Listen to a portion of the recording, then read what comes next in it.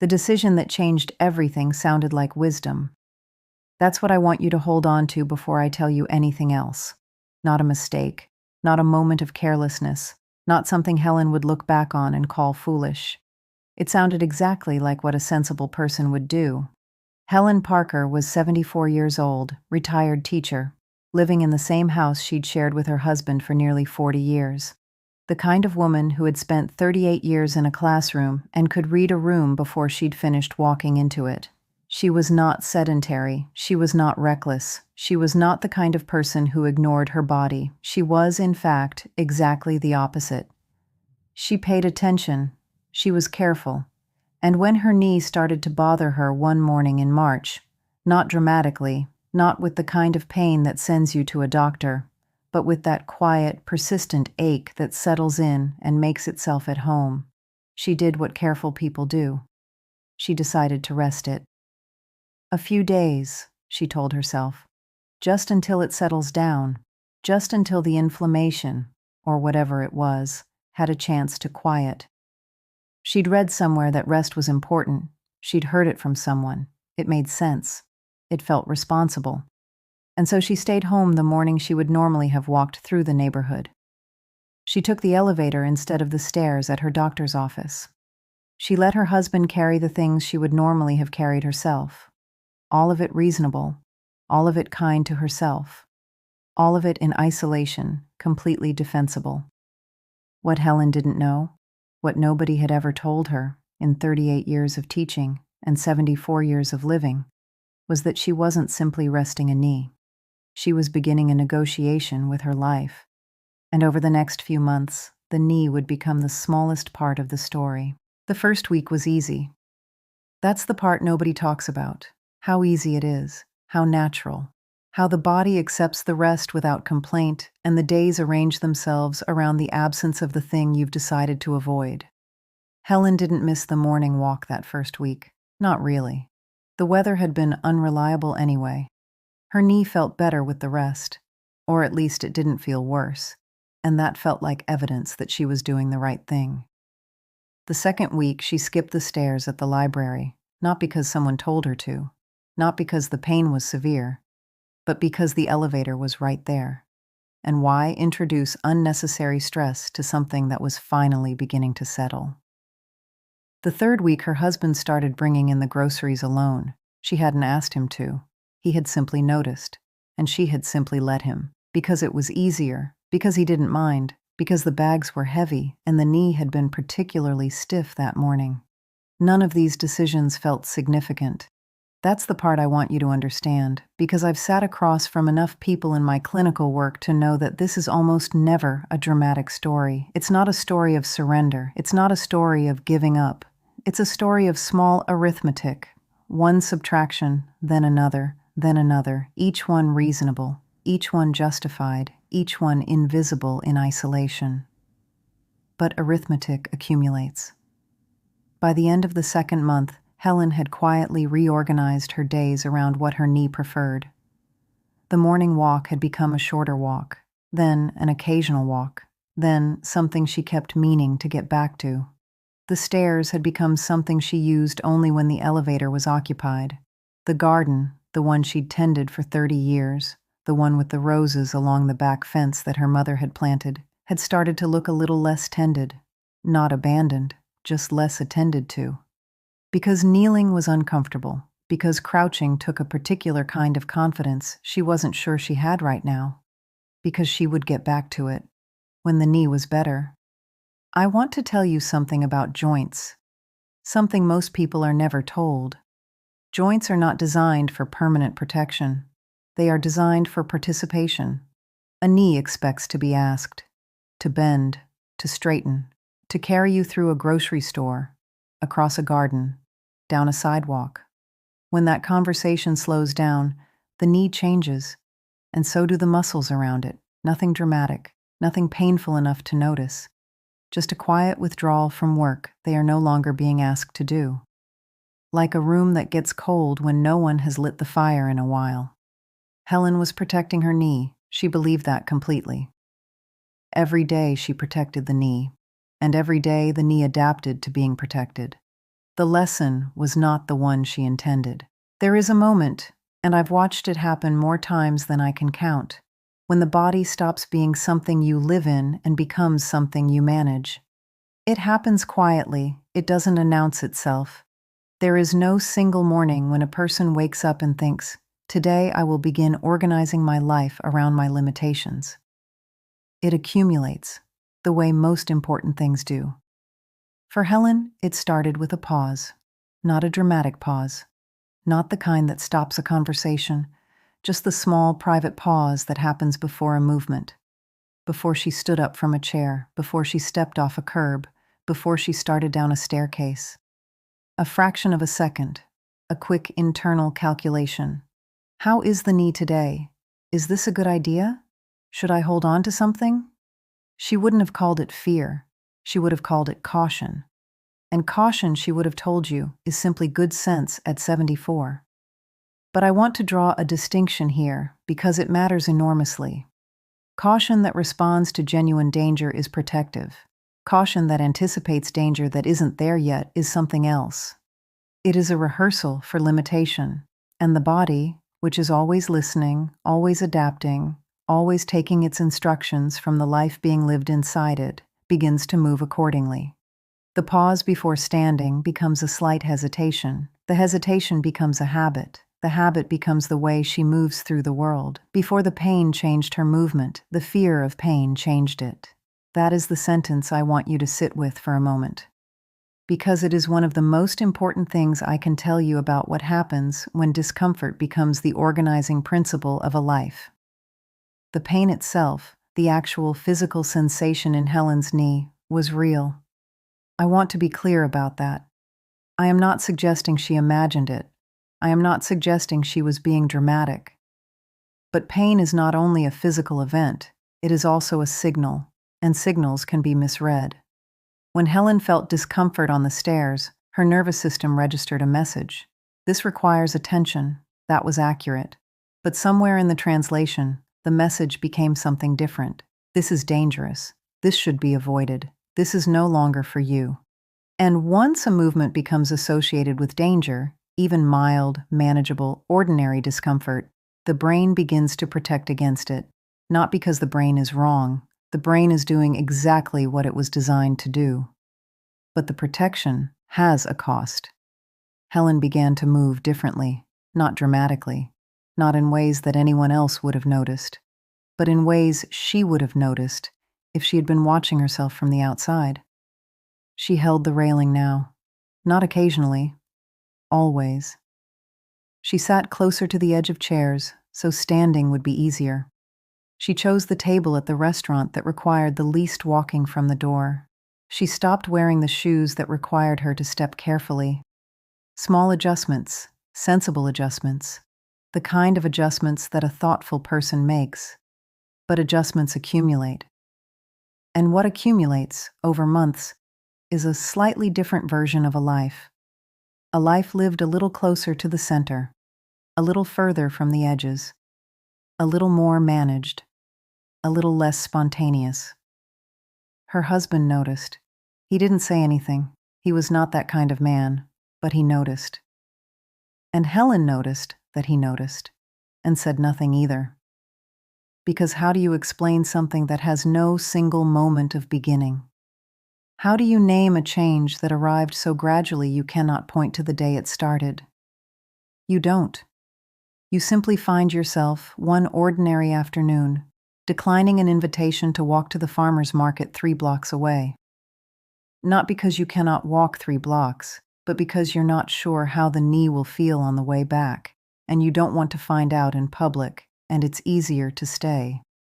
And the knee, which had started all of this with a quiet ache in March, had by now become something much larger than a knee.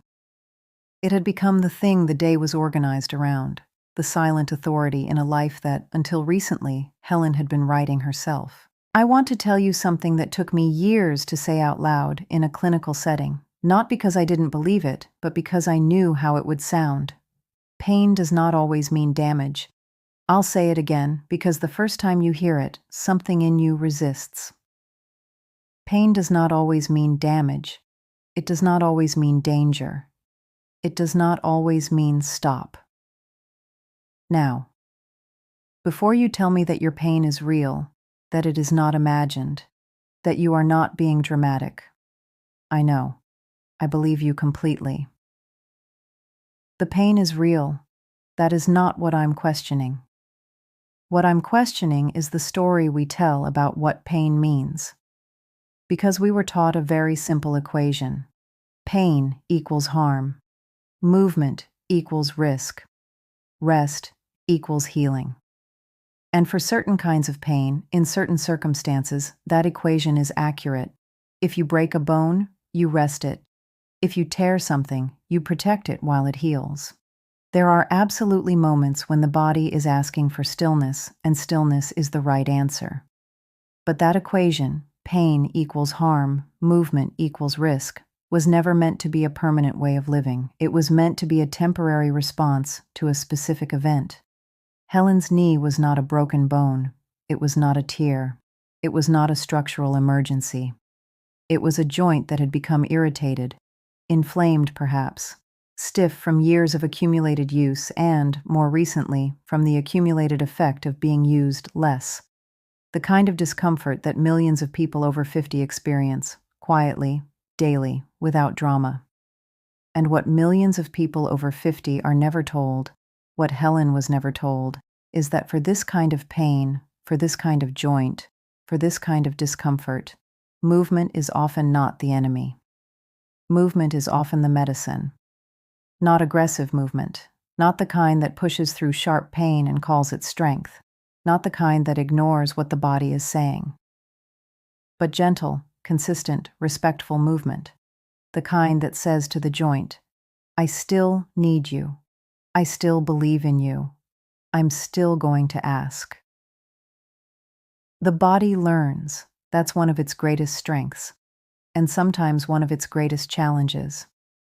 When a movement is avoided for long enough, it begins to feel unfamiliar, and unfamiliar things often feel more threatening than they really are.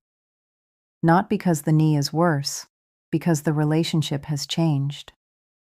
This is not a character flaw. This is not a failure of willpower. This is not Helen being weak or fearful or foolish. This is what happens when a reasonable response to pain is applied for longer than the body needed it. I've seen it in my clinic more times than I can count. A person comes in and describes their pain, and then they describe their life. And the life has become so organized around the pain that it is almost impossible to tell anymore which one is driving. Is the pain limiting the life? Or has the life, reorganized around the pain, begun to create the conditions for more of it? That is not a comfortable question. I understand that. But I think Helen deserved to be asked it, and I think you do too. Because here is what I have come to believe, after 24 years of sitting with people who are navigating their bodies through the second half of their lives. The goal was never to eliminate all discomfort. That was never a realistic promise, and it was never the right one. The goal was always to understand what the discomfort was actually saying. And sometimes, not always, but sometimes, what it is saying is not stop. What it is saying is, ask me differently, ask me gently, ask me patiently, but don't stop asking. Helen came to see me in October. 8 months after the morning she had decided to rest the knee. 8 months after the first week that had felt so easy. She sat down carefully. The way people do when sitting has become something that requires a plan. She told me about the knee, the original ache, the decision to rest, the gradual reorganization of her days. She told me about the stairs and the elevator and the groceries and the garden. She told me all of it in the tone of someone reporting facts, calmly, precisely, without self-pity. And then she said something I have thought about many times since. I don't recognize my days anymore. Not, my knee is worse, not, the pain is unbearable. I don't recognize my days anymore. That was the sentence that told me everything I needed to know, not about her knee, about what the knee had cost her. Because Helen had not come to me because the pain was catastrophic. The pain was, if anything, roughly the same as it had been in March. Perhaps a little better on some days. Perhaps a little worse on others. She had come because something else had changed. The life she was living no longer felt like hers. I want to be careful here, because I am not suggesting that 8 months of caution had been a mistake. I am not suggesting she should have pushed through the pain and ignored what her body was telling her. But I am suggesting that somewhere in those 8 months, the original intention, rest the knee, let it settle, return to normal, had quietly become something else. The rest had become the normal.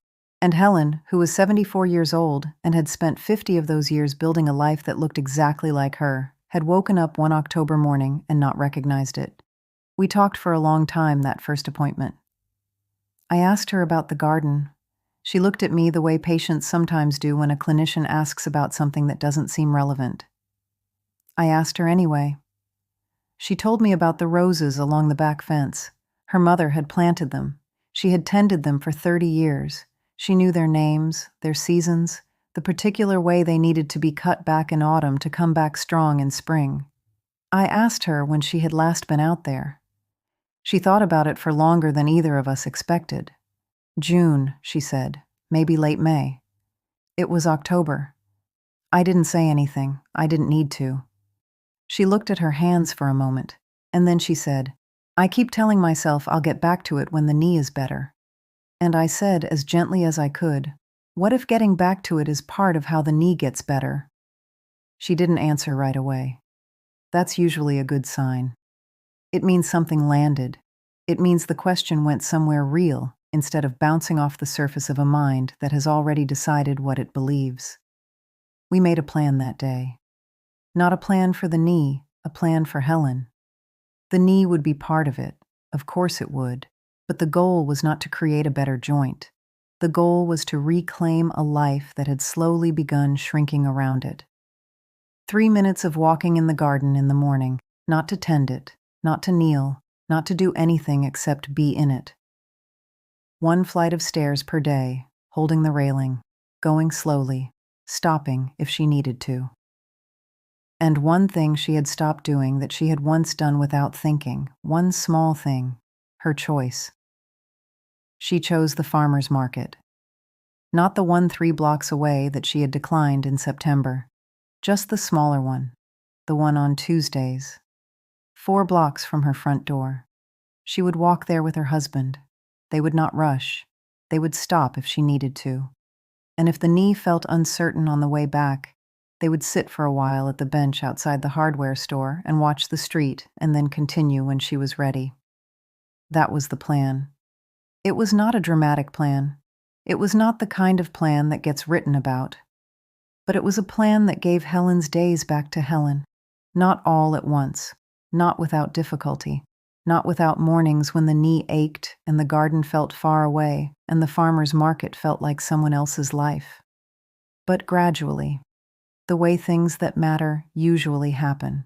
I've been telling you about Helen, but I don't think you came here today because of Helen. I think you came because something in her story felt familiar. Maybe it's a knee, maybe it's a hip, a shoulder, a back that has been quietly reorganizing your days for longer than you intended to let it. Maybe it's not a joint at all. Maybe it's something less physical and harder to name. A tiredness that arrived and didn't leave. A reluctance that started as caution and became habit. A life that has been slowly and without announcement, shrinking. And maybe you've been telling yourself the same thing Helen told herself. I'll get back to it when things are better, when the pain settles, when I feel more like myself, when the time is right. I want to ask you something, and I want you to sit with it before you answer. What is the thing you've stopped doing? Not the dramatic thing, not the thing you stopped because something genuinely ended. The quiet thing. The thing that used to be ordinary. The thing that used to be just part of a Tuesday. The garden, the walk, the market, the friend you used to call without a reason. The thing you used to do with your hands. The place you used to go just because you felt like it. What is it? Because I think you know. I think it came to you before I finished asking. And I think part of you has been aware of its absence for longer than you've been willing to admit. Not because you are careless, not because you stopped caring about the life you built, but because something got in the way, and you responded to it reasonably, and then the reasonable response quietly became the new architecture of your days. And now you are living in a house that was built for a version of you that was managing something temporary. But the temporary became permanent, and the house remained. I am not asking you to tear it down. I am not asking you to ignore what your body is telling you. I am not asking you to pretend that the pain isn't real, or that the tiredness isn't real, or that the years haven't brought with them things that are genuinely harder now than they once were. All of that is true. I hold all of that. But I am asking you to consider one thing. Just one. Is there something you've been waiting to get back to that might be part of how you get back to yourself? Not a program, not a protocol, not a plan that someone designed for a version of you they've never met. Something yours. Something that, when you imagine it, produces not just the memory of doing it, but the memory of being someone who does it. Because that person, the one who tends the roses, who walks to the market on Tuesdays, who calls without a reason, who does the thing with their hands, that person did not leave. They have been waiting, patiently, in the garden, in the 4 blocks between the front door and the smaller market, in the bench outside the hardware store de Soie. Waiting, not for a stronger knee, not for a pain-free morning, not for permission. Waiting for a question Helen had not yet answered, and one that perhaps you haven't answered either. Helen came back 3 weeks later. She sat down differently, not without pain, not transformed, not with the energy of someone who had discovered something dramatic. She sat down like someone who had been somewhere. I asked her how the knee was. She said it was about the same, maybe a little easier on the stairs, hard to tell. And then she said, I went to the market on Tuesday. She said it the way you say something that matters more than it sounds. We sat on the bench on the way back. Mark brought a thermos. We watched the street for a while. It was cold, but not too cold. And then we walked home. She paused. I felt like myself again. Just for that hour. But it was there. I have been doing this work for a long time, and I have learned to pay attention to sentences like that. Not the sentences about pain levels and mobility scores and whether the stairs are easier. Those matter. I track them carefully. But the sentences that tell me who someone is becoming or returning to. I felt like myself again.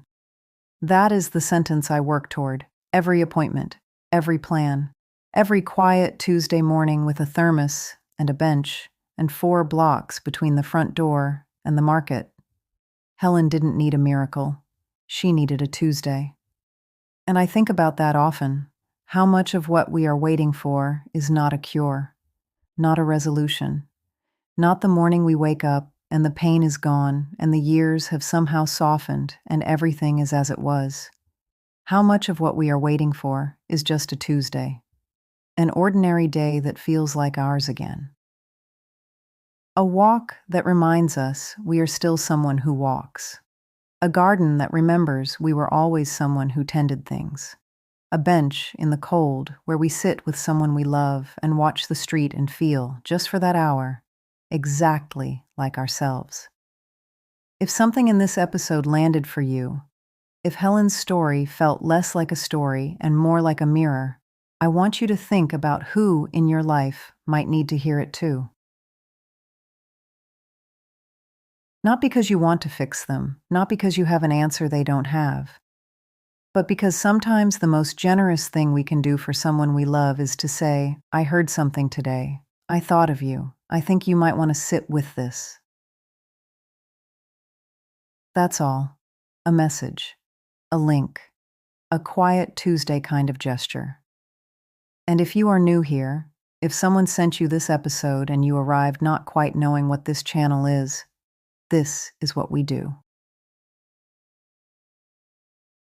We don't talk about optimization. We don't talk about peak performance or biohacking or turning back the clock. We talk about the second half of a life, honestly, carefully, with respect for everything it actually contains. If that sounds like something you want more of, stay. There is more here for you, and there will be more next week. But for now, Helen went back to the garden in November. She didn't kneel. She didn't do anything the knee wasn't ready for. She just stood at the back fence for a few minutes, looking at the roses, thinking about what they would need in spring. She told me it was enough, more than enough. And sitting across from her, that day I found myself thinking about something I had never learned in medical school, something Helen had spent 8 months teaching me, and something I want to leave you with before we finish. There is something they don't teach you in medical school, not because it isn't important, but because it doesn't fit neatly into a curriculum. It doesn't have a name in any textbook I have read. It doesn't show up on a scan. But I have seen it in every patient who has ever sat across from me and said, in one way or another, I don't recognize my days anymore. It is this: the body does not heal in isolation. It heals in context, in relationship, in the particular texture of a life that feels worth returning to. Helen's knee did not improve simply because of an exercise. It improved because Helen began returning to a life that asked something of it again. Because Helen went back to the market. Because Mark brought a thermos.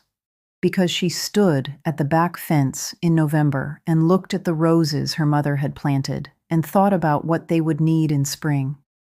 Because she gave her body a reason. Not a clinical reason, not a measurable reason. A Tuesday reason, a thermos reason, a roses in spring reason. And I have thought about that many times since. How often we separate the body from the life it is living. How often we treat the joint and forget the person. How often we ask, what is wrong with you? When the more important question might be, what is yours? What have you set aside? What is waiting for you at the back fence? I don't have a formula for this. I don't have a protocol.